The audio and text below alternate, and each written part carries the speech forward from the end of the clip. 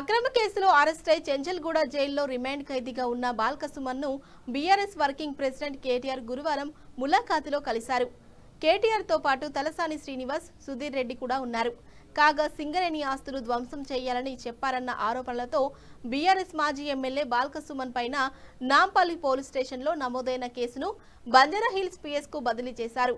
గత నెల 26న బంజారాహిల్స్ లోని తెలంగాణ భవన్ లో ఏర్పాటు చేసిన సమావేశంలో మాజీ ఎమ్మెల్యే బాల్కసుమన్ చేసిన వ్యాఖ్యలపై నాంపల్లిలోని సింగరేణి సంస్థ జూనియర్ అసిస్టెంట్ ఆనంద్ నాంపల్లి పోలీసులకు ఫిర్యాదు చేశారు.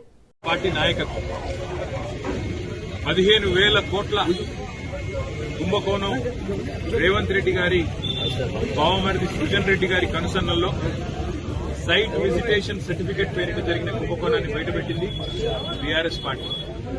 అట్లాగే సోలార్ టెండర్ల విషయంలో మరి ఏ రకంగా అక్రమంగా 100 కోట్ల కుంభకోణం జరిగిందో బయటపెట్టింది మా నాయకుడు హరీష్ రావు గారు.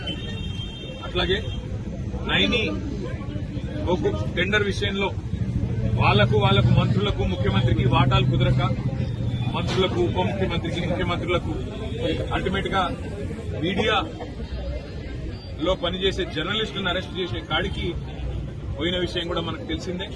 అట్లాగే ఆ నైని బొగ్గు టెండర్ను కూడా రద్దు చేసిన విషయం కూడా మనకు తెలిసిందే. మొన్న మా పార్టీ అనుబంధ సంస్థగా ఉన్న తెలంగాణ బొగ్గు గని కార్మిక సంఘం మా పార్టీ కేంద్ర కార్యాలయం తెలంగాణ భవన్లో ఒక సమావేశం పెట్టుకుంటే అందులో అన్ని విషయాలు ప్రస్తావనకు వచ్చినాయి. ఎట్లా సింగరేణి సంస్థ ఈ రోజు మొత్తం కార్మికుల పుట్టగొడుతున్నది, కేసీఆర్ గారి ప్రభుత్వం ఉన్నప్పుడు ఎట్లా 19,000 వారసత్వ ఉద్యోగాలు మెడికల్ ఇన్వాలిడేషన్ బోర్డు ద్వారా ఇవ్వడం జరిగింది, ఏ రకంగా ఇవాళ కాంగ్రెస్ ప్రభుత్వం వచ్చిన తర్వాత మరి ఆ బోర్డు మొత్తం ఎత్తేసి 11 నెలలుగా బోర్డు మీటింగులు పెట్టకుండా వేలాది మంది పిల్లలకు అన్యాయం చేస్తా ఉన్నారు.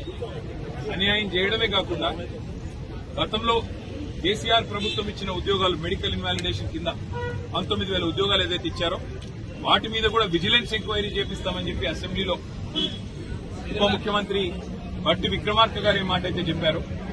ఇవన్నీ కూడా ఇవాళ సింగరేణిలో కార్మికుల్లో అక్కడుండే ప్రజల్లో కలవరాన్ని రేకెత్తిస్తా ఉన్నాయి.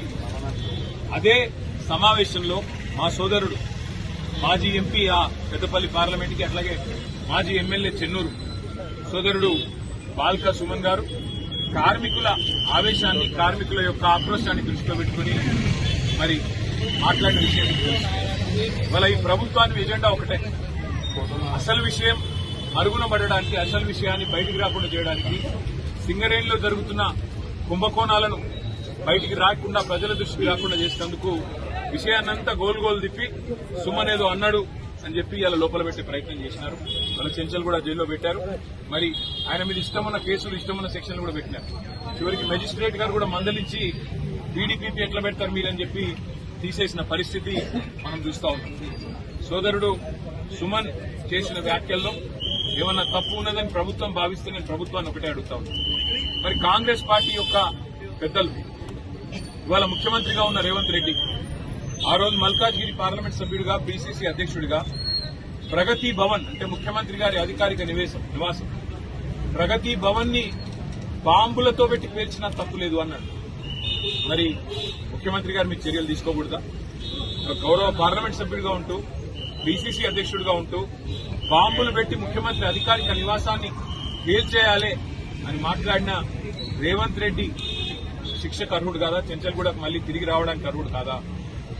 అట్లాగే బండి సంజయ్ కేంద్ర మంత్రిగా ఈరోజు ఉన్నారు. ఆయన కూడా పార్లమెంట్ సభ్యుడిగా హైదరాబాద్ పాత నగరం మీద సర్జికల్ స్ట్రైక్ చేస్తాం అని మాట్లాడిన మాట అది శిక్ష